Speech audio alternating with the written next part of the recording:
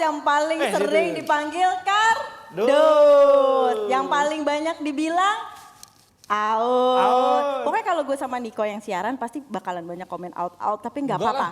Karena kita demi Nesa ya. Yang AC-nya ternyata belum beres juga. Astaga, Nes. Perlu mungkin koin untuk Nesa nih ya. Supaya AC-nya bisa cepet beres. Dia bisa tetap duduk di sini gitu loh. Coba kasihan di DM loh. Nesa tuh mungkin kalian punya kenalan tukang AC. Iya.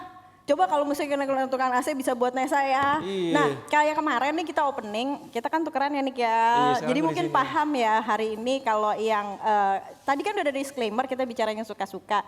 Jadi ya mohon maaf nih kalau yang gak suka nanti sama pembicaraan kita hari ini apalagi hostnya gue. Ya Allah.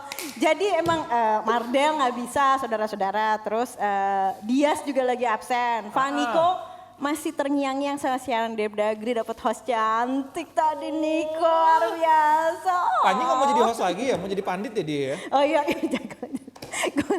Enggak guys, pokoknya. Jebretin Panji tuh pengen jadi pandit. Nah tuh, kalau yang mungkin mau analisa-analisa juga gitu kenceng loh. Kemarin pas jadi pandit. Iya, ada yang mau dianalisa nggak hari ini? Contohnya kayak mungkin sistem pertransferan yang makin rame nih. Donnarumma ntar lagi nih kayaknya. Donnarumma atau jajan ketikung PSG. tengah jalan kayak Wiji. Bisa aja, tapi kalau menurut gue cocok lah Nick ya ke PSG. Enggak. Oh enggak? Banyak kiper top di situ. Ya, siapa? PSG punya siapa kipernya? Gak riset loh. Ya udah pokoknya sih kalau apapun yang namanya punya duit sih aman-aman aja. Yang gue kasihan adalah tim gue Arsenal yang Buendia aja lolos gitu loh, nggak sempet kebeli. Tenang. Masih aja kagak ganti-ganti tim. Nih ya Allah, masa Ini siapa sih? Ya ampun. Ini best player musim ini Norwich, wow. Gimana? Mungkin ini ada hubungannya sama ini KKN sama Emiliano Martinez sepertinya. Emiliano Martinez ya. Tapi tenang. Buat fans Arsenal, kita harus semangat terus. Mungkin bisa beli Julian Brand. Siapa tahu. Oh iya guys, pokoknya kita di sini bakalan ngebahas juga untuk infra transfer yang makin banyak, makin hari makin banyak. Kayak tadi ya kata Niko bilang, Donnarumma juga yang kemungkinan ke PSG. Tapi yang lebih penting kita akan update soal Euro. Udah 4 hari lagi menuju Euro, kita bakalan update terus. Terutama persiapan tim ya. Kalau hari ini tuh judulnya kejutan dari tim yang bukan unggulan. Kenapa bukan unggulan? Kalau kemarin kita udah banyak ngebahas semua tim-tim unggulan Nick. Sekarang gue mau mengamini omongan Niko yang kemarin minta Ukraina. Kuda hitam, betul. Sama Makedonia kali. Makedonia gokil ya. Niko emang agak ngadi-ngadi sih, tapi mungkin ada benernya juga. Kita namanya kejutan ya, setiap musimnya ada Euro. Mulai dari dulu pernah siapa aja tuh yang juara tuh? Yunani pernah, Denmark 92. Udah pada lahir belum? Denmark 92 itu sebetulnya mereka malah nggak bisa masuk ke Piala Eropa, tiba-tiba gantiin Yugoslavia, terus bisa jadi juara kalau nggak salah. Waktu itu kalau pemain-pemainnya kalau nggak salah waktu itu mau liburan nih. Udah mau liburan dipanggil lagi. Terus. Hebat kan? Tapi gue gak mau jadi guru sejarah. Ntar yang jadi guru sejarah gue dimarahin karena gue gak cocok jadi guru sejarah. Yang pasti mengukir terus. Nggak kayak siapa-siapa, yang penting yang mengukir sejarah terus adalah GeForce Fast Moving Automotive Part asli punya Indonesia yang bisa kalian pakai di kendaraan kalian. Udah terbukti kan Nick? Udah terbukti. Kalau udah terbukti mungkin bisa cerita juga nih sama Mimin yang di bawah ini. Sembari cari-cari hadiah kali ya karena Miminnya cukup baik ya. Baik, tiap minggu tuh kadang ngasih hadiah. Kemudian di marketplace juga ada hadiah-hadiahnya, kadang suka kejutan. Apalagi kemarin ikut promo 66 kan. Wih, Topet, Shopee ada semua hadiahnya. Oke, udah cukup. Ya? Niko kalau ngomong emang agak lama karena gue hari ini harus memimpin sebuah siaran 1, 2, 3. Nanti lo bisa ngeliat kalau Lord of the Ring tuh gue jadi hobbit. Karena nanti gue akan siaran sama 3 senior gue yang ya gitu deh, nanti lihat aja. Tapi yang pasti gue akan menarik banget karena tim-tim underdog yang menurut kalian kira-kira gue mungkin bukan kuda hitam malah underdog ya. Kenapa underdog? Karena gak diunggulin. Underdog adalah di bawahnya. Ukraina belum terkalahkan loh. Nah tuh contohnya Niko yang akhirnya mungkin baca. Ukraina belum terkalahkan. Terus siapa lagi? Gue mau bahasnya mungkin cuma antara Ukraina, Wales, terus siapa lagi? Turki tuh, ada pemain lo tuh, ada main Milan lagi tuh. Ya, Oke lah, pertama-tama sabar. berarti Calhanoglu akan ketemu sama teman-temannya di Teman-temannya Milan lagi di di timnas Itali ya. Italia ya. Oke, kita akan ngebahas itu sama tentunya sama beberapa yang lainnya. Tapi yang pasti kita mau lihat dulu, udah ada yang lihat ini belum? Apa itu? Stand up bola Oh raga. belum. Ini kita ada cerita soal David sama satunya lagi yang ngomongin soal perjandaan. Oh sih Cek, itu. tuh, Salsabila yang depannya nanti bisa kalian lihat. Kuy, lewat dulu.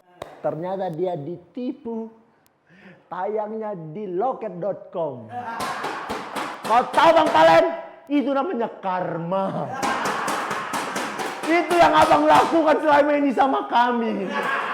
Tapi nggak harus tentang bola ya, soalnya gue nggak ngerti bola nih. Yang gue tahu tuh dari bola paling kalau bapak gue begadang berarti ada bola. Gitu. Sama kalau ada tetangga kemalingan berarti ada bola tuh. Soalnya yang ngeronda nggak ngeronda nonton bola. Biasanya gue rezeki bergantung Allah, ini bergantung viewers. Kata gue, Ki, kenapa nggak ditambahin aja sih transportnya? Kata gua. Fucking seat sama 5 juta gue bilang. Iya. Tapi bawa WA, bawa handphone nggak? Bawa, Lihat WA-nya dong. yang mana? Tadi gue kirim yang buat di bagian editor. Langsung ke Bang David. Ini tadi gue jadi nyesel nyebut 2,5. Itu dia ada David Nurbianto yang penampilan pertamanya melinangkan air mata demi viewers. Tapi kalau sekarang udah pasti makin banyak yang nonton. Kocak sih ini. Kalian mesti cek di stand up olahraga. Dan seperti gue bilang tadi, oh my god ini nggak ada. Ini kalau ada 4 bantalan mungkin gue lebih baik kayak gini ya. Karena tuh. Gue yang paling kecil mbak, ini itu paling kecil. Tuh. Nah kita ke datangan satu orang lagi. Kalian mungkin coba bisa kalau ininya Dibuka udah ya, dibuka dibuka dikit ya. pasti ada. Bung Benhard Salam situ, kenal terus apa semuanya. kabar? Luar biasa, legend Pasti nih. dia Bung. udah kenal semua. Boleh pakai face shield lagi, boleh pakai ini lagi. Oke, kita langsung aja nih. Pokoknya kan banyak nih ya, banyak yang pada minta nih. Oh, tampilin dong yang lain, minta dong yang lain biar banyak variasi di DPI tanpa menghilangkan muka-muka lama yang keren-keren ini. Kayak Bang Binder sama Bang Idola ya. Bes ya. Ini bajunya kayaknya mirip sama Gie senior yang kemarin. Oh iya. Cakalang ini, FC ya. Soalnya lagi rame orang beli klub, saya bikin. Oh bikin klub, bikin namanya Cakalang Klub FC. makan. Ini tapi kalau dilihat dari porsi klub makan mungkin ini ya. Nah kita ngomongin aja dari yang tadi malam dulu. Abis menang telak 7-1. Waduh. 7-1, tapi lawannya Latvia aja nih. Kita mau kasih kesempatan dulu pertama buat Bang Benhard dulu deh Bang. Gimana mengkomentari 7-1-nya Jerman yang kayaknya sih menurut gue ya karena lawannya Latvia B aja. Ya, ini pertandingan yang memang untuk Jerman ya, karena mau pertandingan nanti putaran final Euro ya, mereka harus cari yang lemah nih, Gi. Jadi nggak bisa, mereka harus cari yang kuat dan beberapa rotasi juga dilakukan ya untuk bisa menemukan ritme yang terbaik. Dan kalau nurunin semua pemain utama mereka ini juga agak riskan ya, karena pertandingan awal langsung ngegas tuh di grup F. Jadi memang harus dicari lawan-lawan yang bisa kira-kira memanaskan tim mereka, karena tinggal tanggal 16 ya mereka akan main nanti.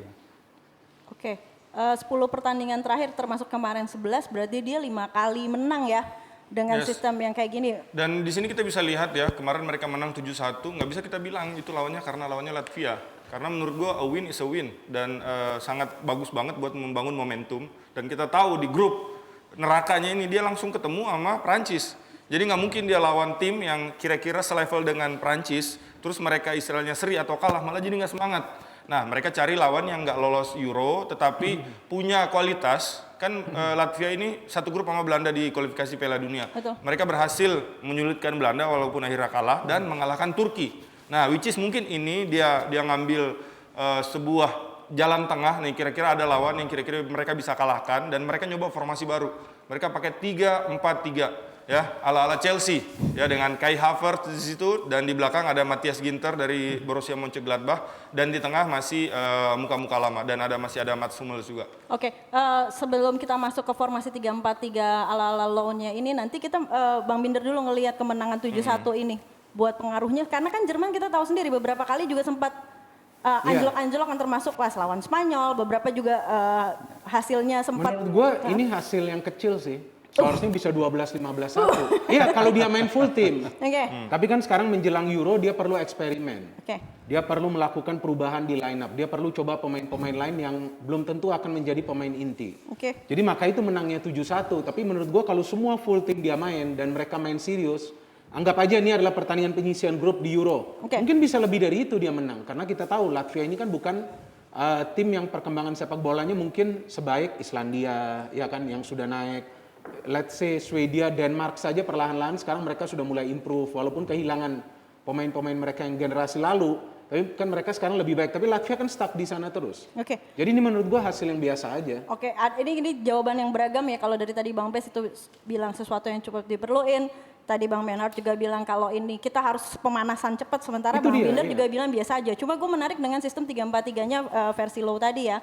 Yang dimana kalau misalnya lawan Perancis di pertama nih dengan sistem 3-4-3. Nah, setahu gue nanti mungkin di pertandingan pertama lawan Perancis, gue nggak tahu update-nya gimana.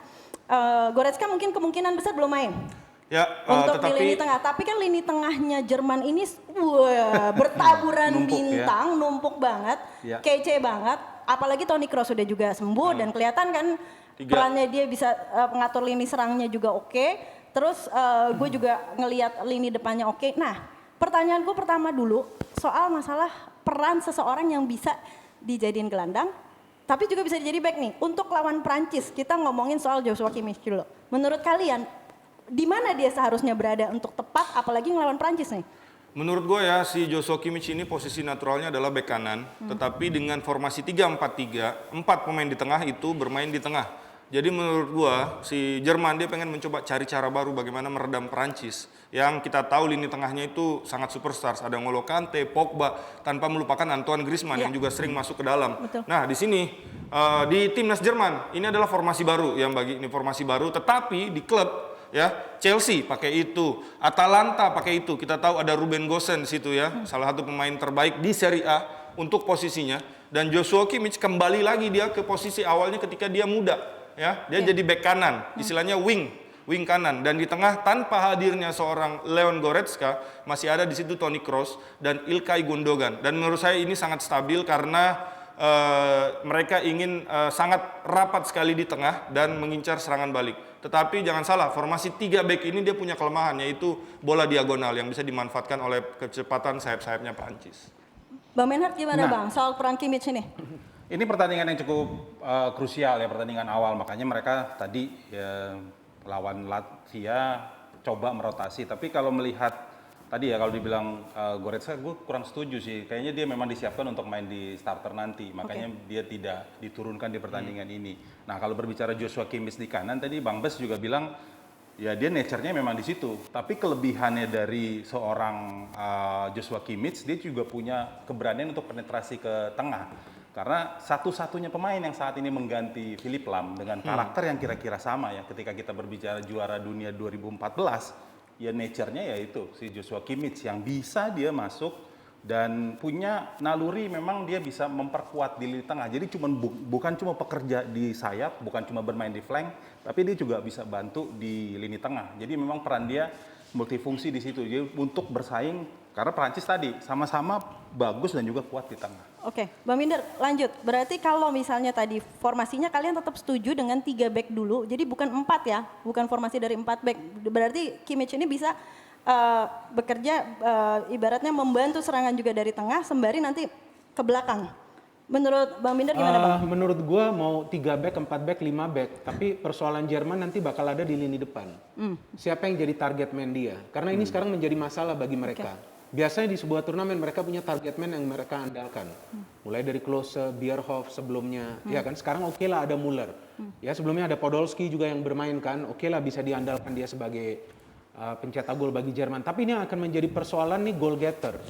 Dia mau solid di tengah, mau bagus di belakang, tapi nanti untuk mencetak golnya seperti apa? Karena kalau dilihat track record mereka lawan tim-tim yang bagus, sulit mencetak gol Jerman ini. Bahkan mereka lawan Macedonia Utara ya, kalau nggak salah kalah Iya, kan? kalah. Kalah. Betul. Ya seharusnya bisa menang dong dia. Tapi ini kan artinya masalahnya bukan berada hanya di lini pertahanan, tapi dalam urusan mencetak gol. Oke, Nah ini- gue justru menarik melihat, ini yang akan diandalkan dan yang akan benar-benar penting adalah peran 2 pemain Chelsea.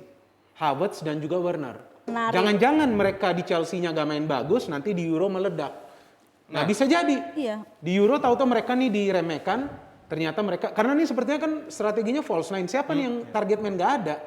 Tapi kalau Werner Havertz main, biasa bermain di Chelsea, tambah Muller yang free roll, Oke. wah bisa bahaya. 3-4-3. Tiganya itu kan berarti kita taruh tadi Muller di tengah, Gnabry.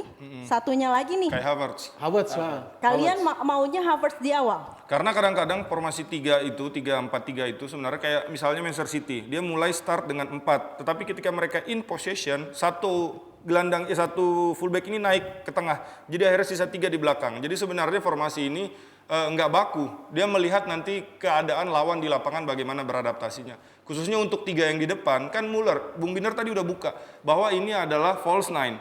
Nah, kalau apa namanya false nine itu adalah striker yang dia turun untuk minta bola. Nah, kadang-kadang kan formasinya begini, 2 sama 1. Ya, Mullernya di sini, kadang-kadang dia masuk jadi begini, akhirnya disupport oleh 2 orang.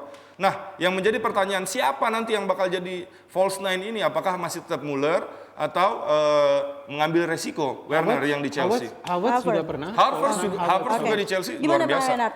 Peran Werner juga sebenarnya ketika dia sebelum di Leipzig dan juga sekarang di Chelsea, di Stuttgart itu juga pemain flank ya. Ya. Jadi sebenarnya siapapun yang dimainkan di depan, tadi ya Werner kalau nature-nya di Chelsea, sekarang kan dia juga bertransformasi, bukan goal getter lagi dia, tapi dia jadi false nine.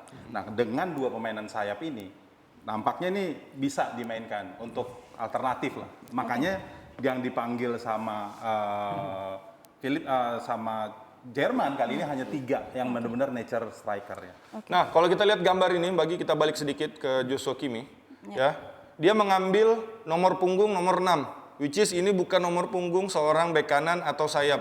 Ini adalah nomor punggung seorang gelandang tengah, which is ini menandakan atau dia ngasih kode bahwa, coach, gue mau ngambil nomor 6, gue pengen main di posisi nomor 6, karena di setiap posisi dalam sepak bola itu ada nomor-nomornya. Misalnya bek kanan itu 2, bek tengah itu 3 sama 4, bek kiri 5. Nah, gelandang di depan 4 bek itu biasanya nomor 6 sama 8. Nah, dengan dia mengambil nomor 6 ini adalah tanda bahwa dia siap untuk jadi seorang gelandang ketika pakai formasi 4. Kayaknya pengalaman nih dia. Nah, itu dia ceritain. Jadi orang minta nomor punggung apa, kayaknya mau jadi apa. Ini kan udah asisten pelatih juga sekarang.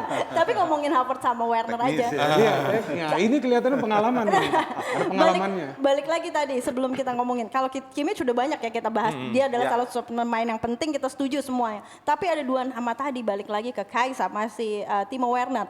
Semua bilang dia pemain flank, dia bagus. Atau misalnya belum ada jaminan bahwa dia di Chelsea agak bikin mungkin pusing. di Euro bisa bagus. Kan ada pemain di klubnya nggak seberapa seperti di timnas. Ada juga yang di timnas bagus, di klub biasa aja. Tapi apa itu terlalu beresiko nggak sih bang semua kalau dilawan Perancis Werner itu justru kalau gue ditaruh pelatihnya, gue akan tetap pakai seorang Kai Havertz dan bukan Thomas Muller, tapi kayak Timo Werner. Kenapa? Karena kita sebagai pelatih kita harus lihat juga apps-nya berapa.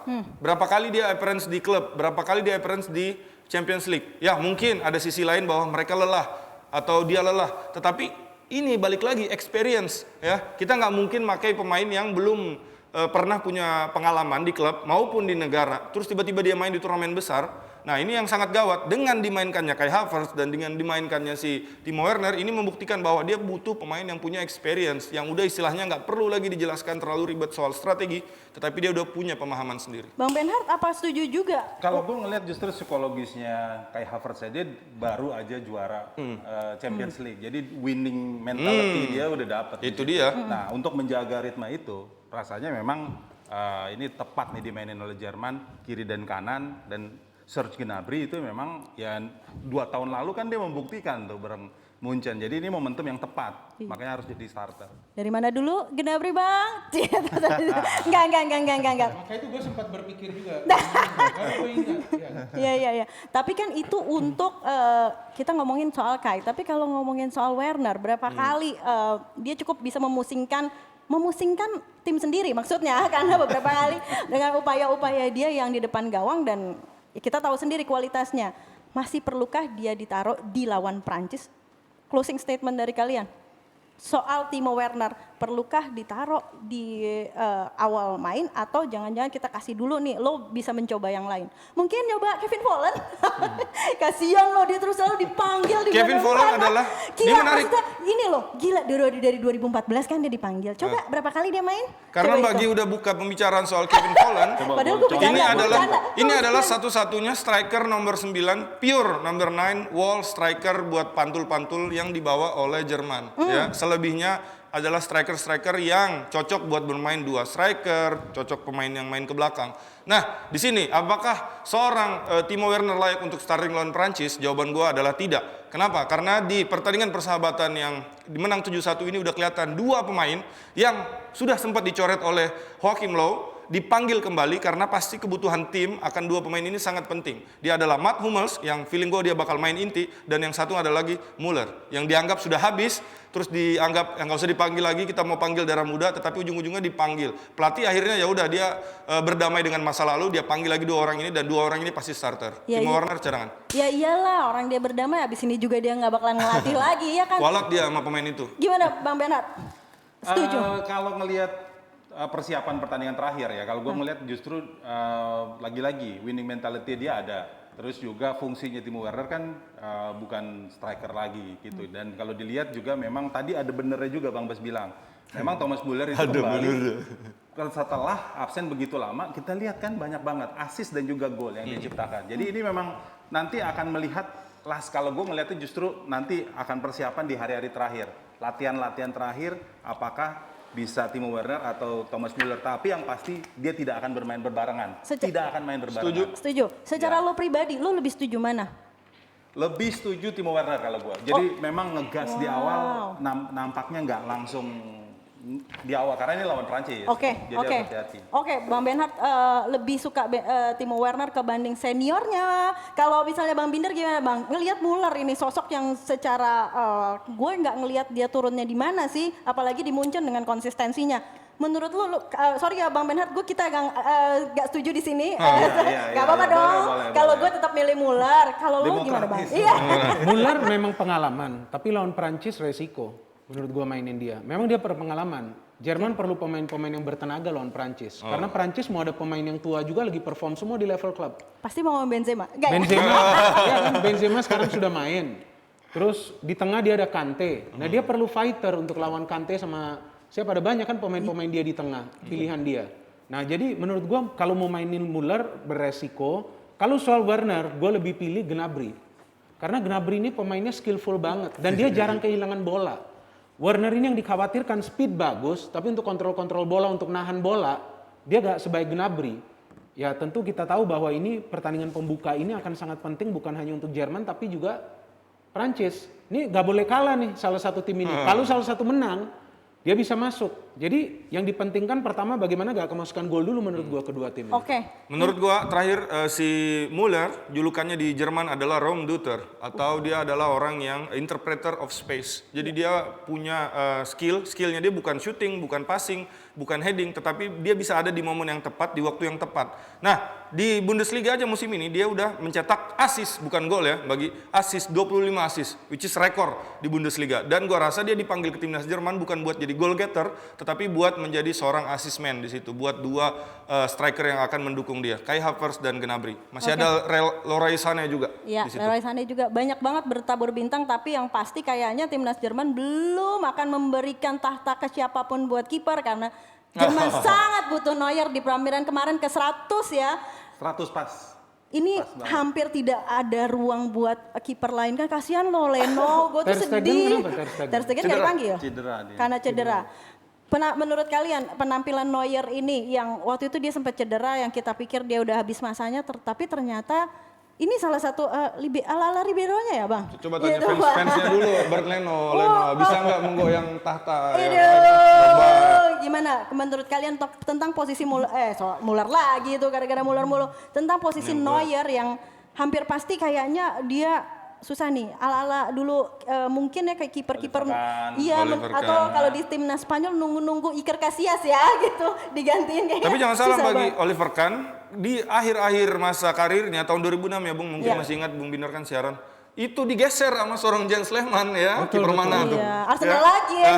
Berarti ada kemungkinan juga seorang si Neuer aja kan sempat cedera pangkal kaki tuh. Nah, apakah harus nunggu cedera baru dia diganti? Nah, itu pertanyaannya, apakah seorang Leno layak untuk menggantikan? Gue dibantuin loh Kalau gue sih pilihnya si Leno udah jelas. Iya betul. Jangan salah, ini penjaga gawang Arsenal yang sekarang mereka temukan setelah Lehmann. Sebelumnya kan gonta-ganti terus kipernya. Menurut gue bisa aja Leno, bukan main di Euro ini, tapi ya tetap di Euro ini mereka akan berikan chance. Ini mungkin adalah final Euro dari Neuer menurut gue. Coba lihat banyak Ya kan, karena selain juga Leno masih ada Ter Stegen. Seandainya Ter Stegen fit, ya dia kan pasti dipanggil kan ke Euro ini. Dan menurut gue pasti setelah itu akan dikasih ke Ter Stegen. Walaupun form Ter Stegen dibandingkan Neuer ya di klub masing-masing memang lebih bagus Neuer. Tapi Neuer kan mainnya di Bundesliga. Oke, coba lihat lagi dong tadi statistik tadi. Ini menarik loh. Lihat deh kebobolannya lebih banyak mana. Itu dia, Tuh. Neuer kan. Kan nggak mungkin karena back Arsenal lebih jago daripada back Munchen kan? Bang gimana bang? Tapi gini, ini kan main di klub ya, beda pasti Iya. main di timnas. Oke. Karena akselerasi dia sama rekan-rekannya itu kalau bermain di timnas pasti beda. Jadi makanya kenapa nature-nya tim Panzer itu selalu dengan kiper-kiper berpengalaman, karena memang sulit ya kalau berbicara caps. Karena tadi kalau Bernd Leno baru 9. Ya. Terus juga nih yang dipanggil kan bukan Ter Stegen tapi Kevin Trapp, sama juga belum double digit. Nah sementara si Neuer udah 100, jadi dengan posisi terakhir pun dia dalam kondisi fit 100%. Makanya kalau kita berbicara timnas dan juga klub, Ter Stegen juga udah ngerasa gue mendingan gue fokus di pemulihan cedera. Makanya dia ke Malmo kan melakukan perawatan ketimbang dia terlalu memaksakan dan akhirnya nggak main. Jangan lupa 2018 itu sempat ada perdebatan yang luar biasa di Jerman, siapa starting buat timnas Jerman, apakah Ter Stegen, apakah Manuel Neuer. Akhirnya Manuel Neuer datang situ, ya udah pilih siapa, saya atau dia. Kalau saya nggak jadi inti ya saya nggak usah main di timnas. Akhirnya ya pelatih nggak mau. Tapi gagal resiko. kan? Tapi akhirnya gagal sih. Iya. Dan ya coba ya Neuer, ini mungkin tahun terakhir kamu untuk membayar semua keraguan-keraguan di tahun 2018 Nih lalu Neuer ya. ini seperti Szczęsny di Juventus. Kok kenapa jadi Szczęsny ini? Nggak ada saingannya kan? Siapa? Buffon udah terlalu tua kan? Cuma dimainin di Coppa Italia. Coba Szczęsny ke Arsenal udah tergeser kan? Iya. Bener kan? Di timnas Polandia juga sih bang. Nah itu dia. Gantinya. Gak bakal Cuma itu tergeser. doang. Padahal yang jago backnya. Oke. Tapi kreditnya ke dia ya udah.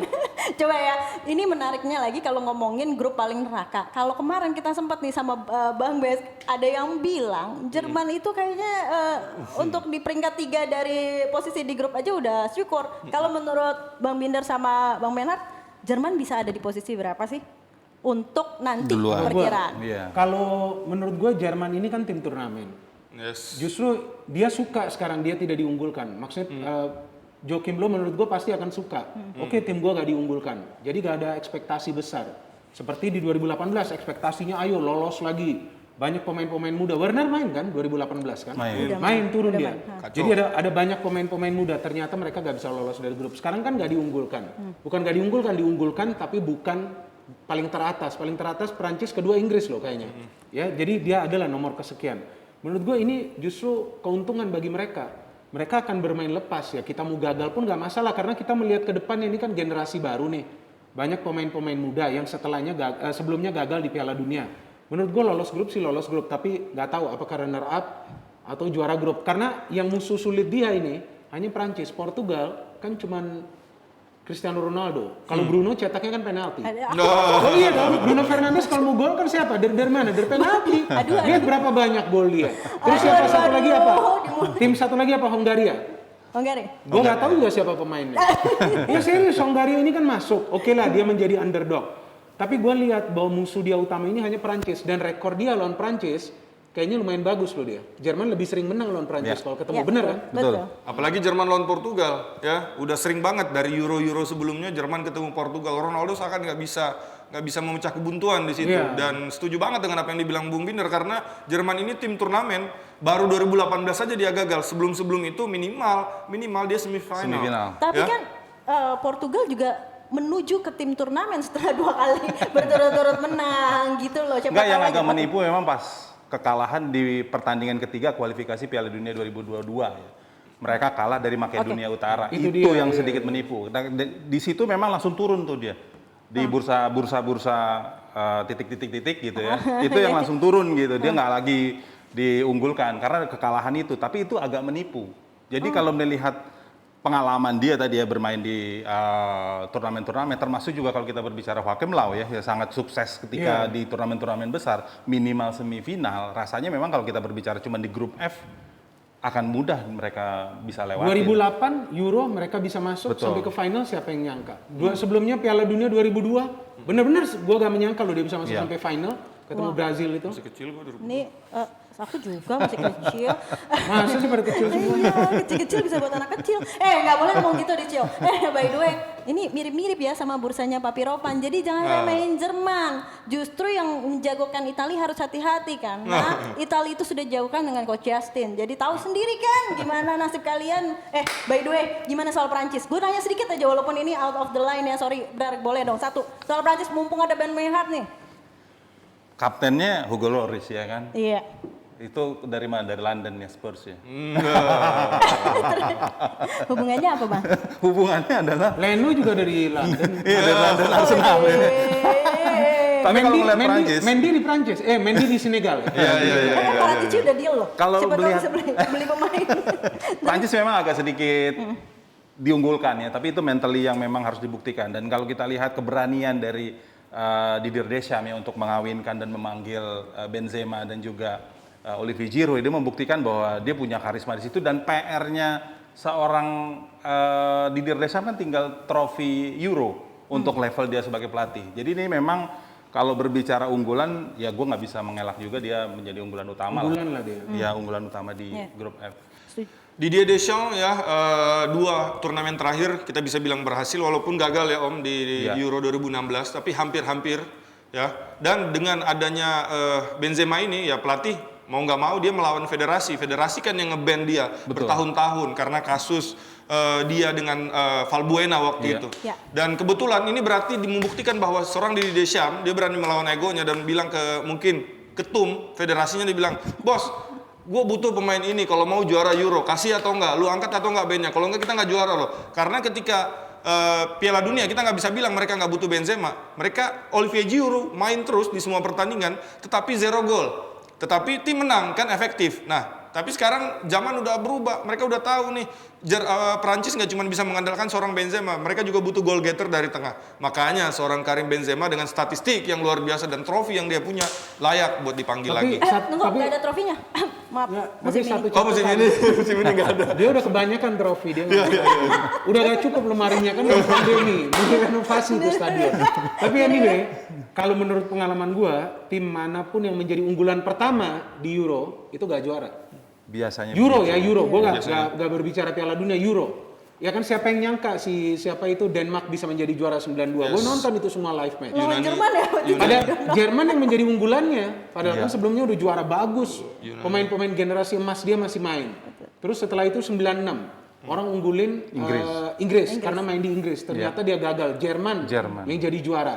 Terus apalagi tuh tahun 2000 siapa yang menjadi juara? Italia. 2000 Prancis. Italia diunggulkan. Tapi yang diunggulkan kan Italia. Nah, terus 2004 sekian. Nah, itulah. Jadi maksud gua 2004 Yunani, terus 2008 Spain. Nah, bahkan 2016 siapa yang menyangka Prancis kalah di kandang sendiri lawan Portugal.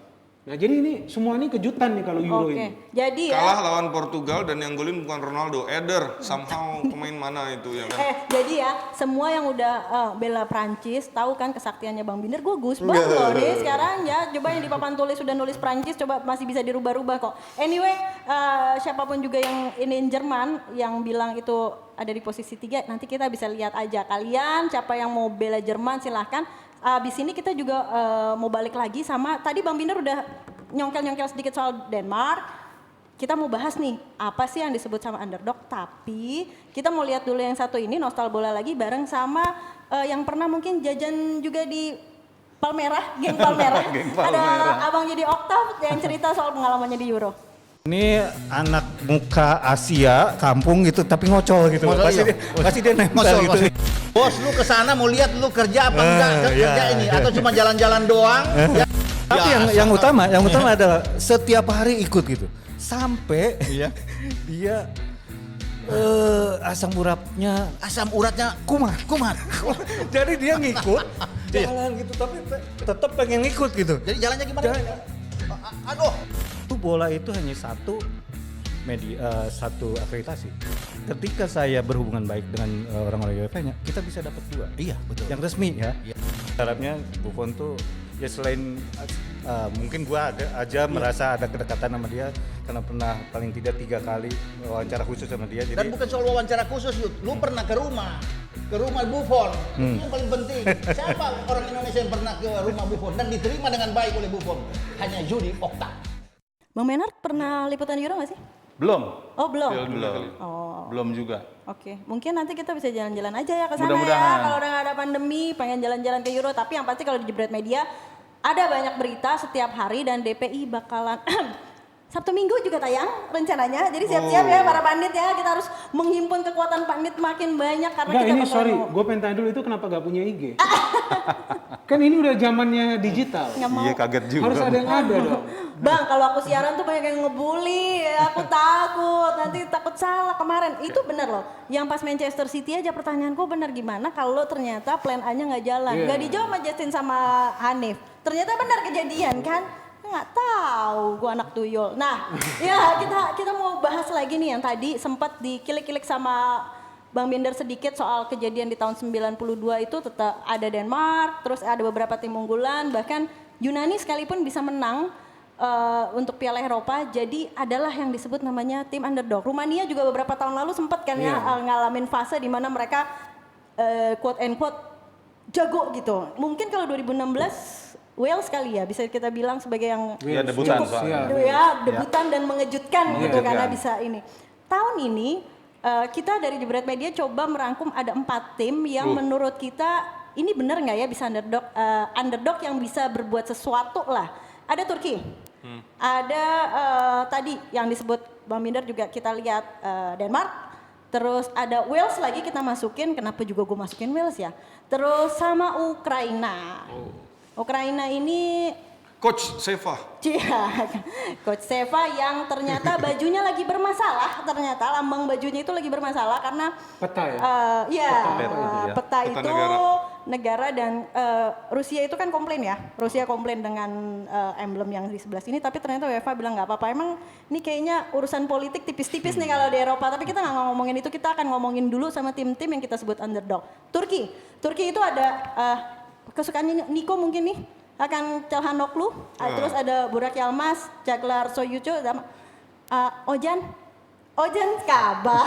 Ozak. Nah, menurut kalian gimana nih ngelihat Turki perjalanannya bisa nggak sampai lolos ke 16 besar? Terakhir kali Turki mengguncang dunia tuh ya 2002 ya. Masih ingat pasti Bung Binder tuh bagaimana mereka bisa masuk ke babak selanjutnya sampai Semifinal, bisa ya? ngalahin Korea ya kan buat perebutan tempat ketiga. Setelah itu praktis nggak ada apa-apa. Setelah itu praktis generasi Hakan Şükür, Hakan Şaş, Rustu Redber hilang.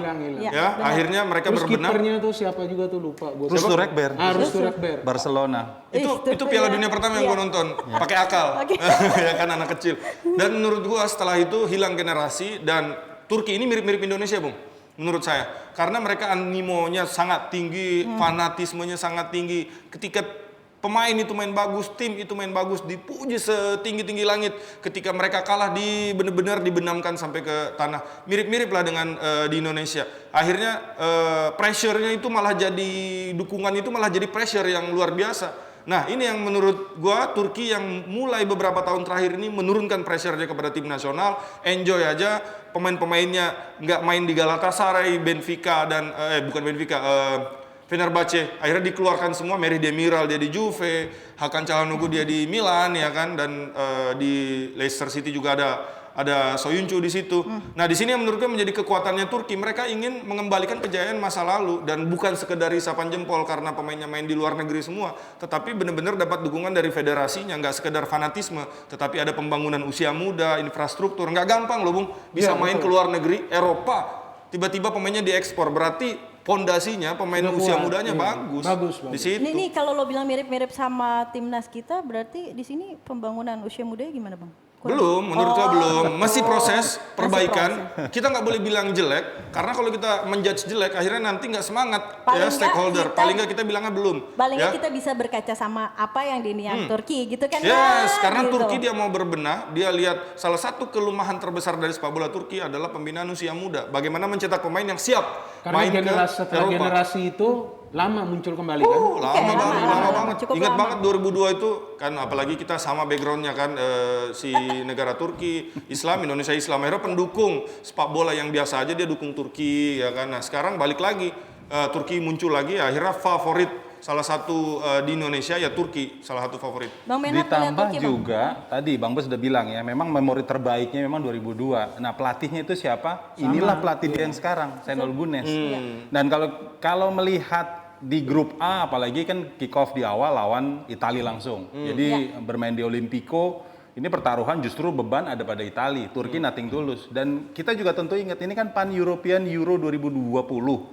Jadi formatnya pun itu peringkat ketiga masih sangat mungkin lolos, 4 dari 6 peringkat ketiga. Jadi kalau berbicara lolos Turki lolos. Tapi kalau berbicara tim underdog, betul tim underdog karena dia mereka juga karena runner up ya di kualifikasi, terus juga ya cukup beruntung ada di grup ini dan di awal-awal juga kan udah happy banget tuh Mancini. Ya memang yang terberat ya Turki ini. Tapi kalau berbicara untuk langkah lebih jauh, no way kayaknya ya, cukup beratnya.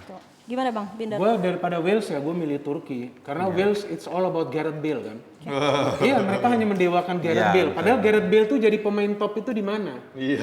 Ya kan dan dia lakukan apa ke klub itu? Akhirnya dia sempat kena karma kan main di Tottenham pelatihnya dipecat. Iya kan kasihan juga. Dan Sekarang tetap dia nggak dapat piala. Nggak dapat piala. Sekarang dia harus balik lagi ke Real Madrid. Jadi gue jelas akan pilih Turki karena menurut gue sekarang ini mereka punya pemain-pemain baru yang juga sudah bermain di klub-klub bagus lah. Seperti Soyuncu di Leicester, klubnya bisa menjadi juara FA Cup dan selalu berada di papan atas kan dalam beberapa musim.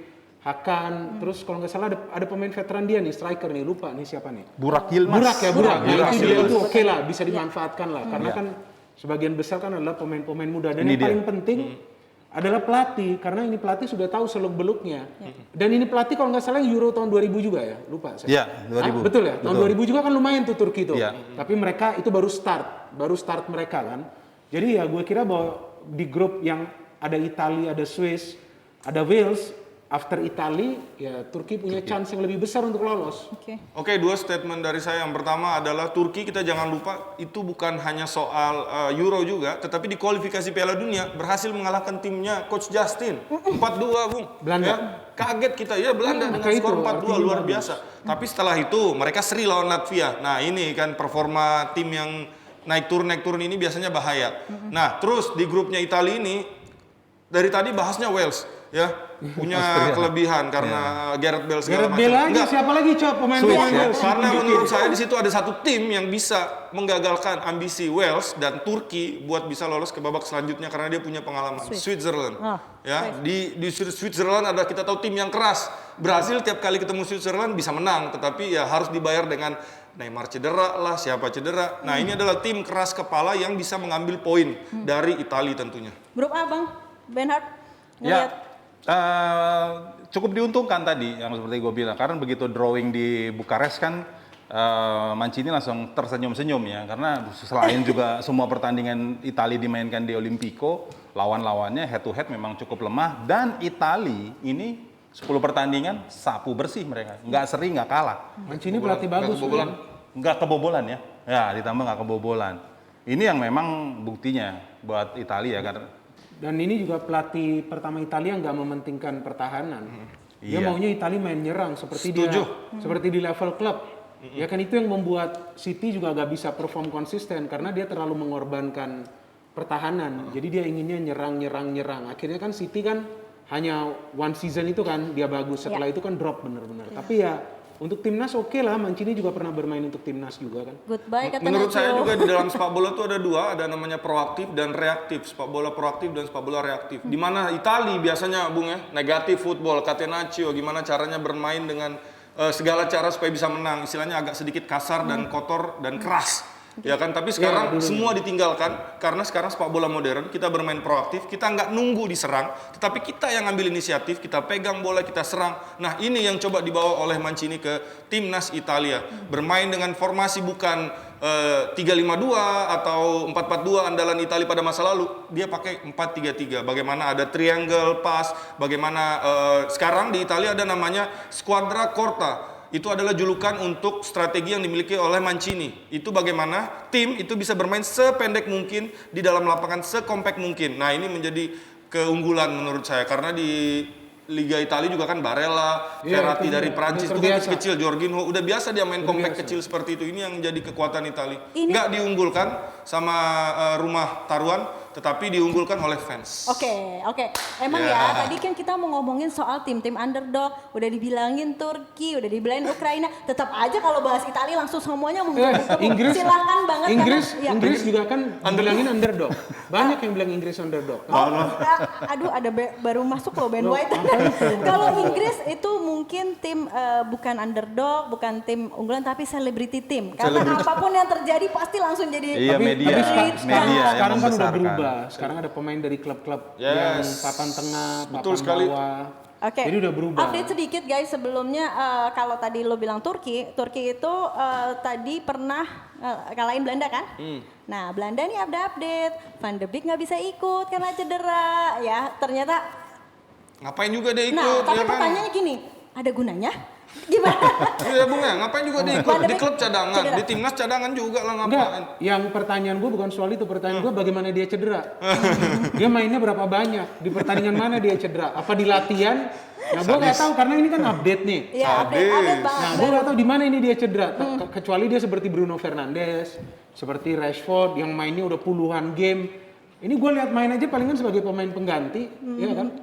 Itu pun dia bisa dikasihkan kredit untuk gol yang dicetak oleh MU karena ada dia di samping Bruno atau samping Rashford pada saat ada gol kan? Oke, tadi kita udah ngomongin soal Turki juga, kita udah ngomongin soal Ukraina dan Wales sedikit. Ada yang mau Ukraina ditambahin nggak dari Ukraina? Ukraina. Mungkin dari Bang Benhard dulu soal Ukraina. Ya Ukraina lagi-lagi ya mereka memang datang nothing tulus, terus juga Shevchenko mengubah segalanya ya. Dia memang membentuk menjadi the winning team dan beberapa kali akhirnya mereka tidak mengecewakan ya untuk bisa bermain di putaran final. Tapi lagi-lagi ya karena mereka juga mayoritas Shakhtar Donetsk sih ya. Ini yang akhirnya variasi permainan mereka ya seperti Shakhtar Donetsk. Ya, sorry saya interupsi, Shakhtar kalahin Madrid loh 2 kali. 2 kali. Jadi artinya apa? Belajar dari Madrid juga mereka pemain-pemain ini. Atau bisa jadi memang Madridnya lagi flop. Karena setelah itu ya memang ya sudah fase grup ya. Itu yang memang menjadi pertanyaan. Seva sejauh mana bisa membawa itu? Gitu. Karena memang belum banyak variasi. Tadi kan kalau kita berbicara Turki udah mulai tuh ekspansi pemain-pemainnya di Italia. Nah, Turki Ukraina belum sekaya itu. Oke, jadi kalian setuju ya pentingnya ekspansi pemain untuk diimport ke main di liganya di luar ya, membuka gitu. wacana. Membuka wacana. Penting tapi meninggalkan Italia zona cuma nyaman. 2 yang main. Kan Verratti ya. Ada kan pemain cuma Ukraina Verratti pernah main di doang sini, sama si pernah main di Liga Indonesia. satu lagi siapa? Aku lupa deh tuh. Marco Motta. Enggak. Geffen atau siapa itu? Bokashvili ya? Oh, Bokashvili. Ukraina bukan dia? Bukan. Kalau ngomongin Belarusia. soal Ukraina Mbak, Ukraina ini kan tim yang baru ya, kan negaranya pecahan dari Rusia. Istilahnya salah satu pemain topnya dia sepanjang masa sekarang jadi coachnya. Jadi apapun yang dibilang seorang Andriy Shevchenko itu adalah benar. Ketika dia ngomong kepada pemain karena dia emang legend. Siapa lagi legend selain dia? Dan tadi sedikit udah dibahas bahwa pemain-pemain Ukraina ini adalah pemain-pemain dari Shakhtar Donetsk. Menurut saya tidak, karena gabungan pemain dari Shakhtar Donetsk, Dinamo Kiev dan 2 pemain yang sangat sukses di luar negeri musim ini. Pertama adalah Zinchenko dan yang satunya adalah pemain yang sering ngegolin lawan Juve, Malinovsky, Ruslan Malinovsky. Istilahnya gabungan Dinamo Kiev, Shakhtar Donetsk, Atalanta dan City. Oke, kalau kita sih, gue masih ingetnya cuma Shevchenko sama Rebrov doang ya. Tawan banget tahun berapa? Rebrov ya. Voronin, buset. Shevchenko dulu. Voronin yang gondrong itu. Kalau nggak salah debutnya Bung ya 2006 kalau nggak salah Ukraina di Piala Dunia lawan Italia di perempat final kalau nggak salah. Ini kayaknya kalau nginget nostalgia bola zaman dulu makin enak. Tapi gue mau tanya dulu sama Jebratim, kira-kira kalau dari kalian underdog timnya yang bakalan mentereng paling nggak sampai ke 8 besar siapa sih? Nah ini makin menarik nih formasi gue bersama 3 orang ini yang akan kita ketemukan lagi ya. Setuju nih Bang Benhart, thank you banget udah di sini. Ini sebetulnya masih banyak banget yang masih dibahas, tapi karena kita bertiga seru udah jadinya sayang banget. Aku udah dimarahin sama produsernya. Padahal gue udah siapin tuh tadi jawaban-jawaban dari skrip. Oh iya, 1 menit aja soal Donnarumma ke PSG. Pilihan yang tepat atau enggak buat dua-duanya? Simbiosis mutualisme kah antara mereka berdua kalau ini jadi? Kalau menjadi? Iya. Belum jadi? Selama belum ada Kemungkinan press besar, dan ya. ini udah 99%. Ya, kasihan. tiba-tiba berubah kan kita nggak tahu. Kasihan Keylor Navas aja. Ya karena ini artinya jika Donnarumma jadi pindah, untuk kedua kalinya Navas tersingkir. Sebelumnya di Madrid. Karena memang Madrid perlu penjaga gawang baru, Courtois masuk kan. Artinya jika Donnarumma masuk, kasihan juga Navas. Karena dia sebetulnya penjaga gawang bagus, cuma ya dalam tanda kutip kalah label. Labelnya tuh kalah dia. Jadi yang di-highlight oleh media, sosial media ini kan Donnarumma. Ya karena memang dia dianggap sebagai penyelamat Milan. Backnya lagi gak bagus, dia sering banyak save. Jadi dia dianggap pemain sangat penting bagi AC Milan dan pemain yang merupakan produk dari Milan sendiri dia kan.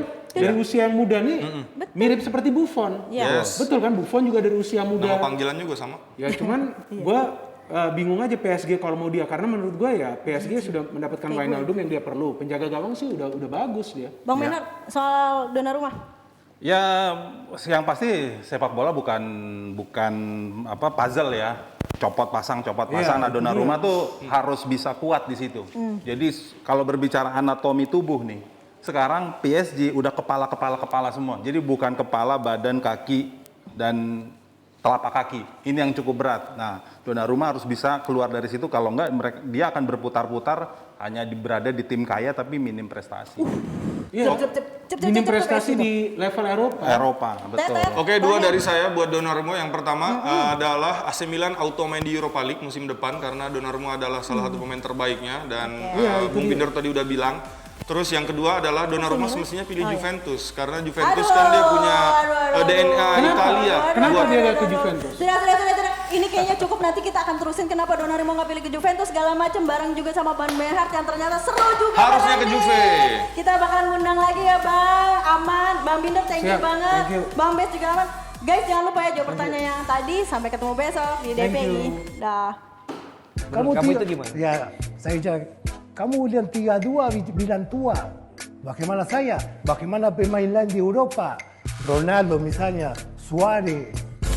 Nanti masuk mulai kompetisi, saya mau kerja keras dan mati-matian untuk bisa promosi. Karena terima kasih untuk tim Celebrity FC. Oh, kenapa? Ya, karena saya kemarin main sama mereka. Mereka tidak bikin masalah. Transfer bebas. Ya. Saya. Apa? Saya nggak bisa karena saya tidak sekolah, nggak bisa. Kamu tahun berapa? Ratusan kamu total gol aja. 29 berapa Mas? Orang bilang banyak, loh kok baru kenal sama Raffi langsung Oke, siapa orang? Ada yang bilang. Siapa? Ada yang bilang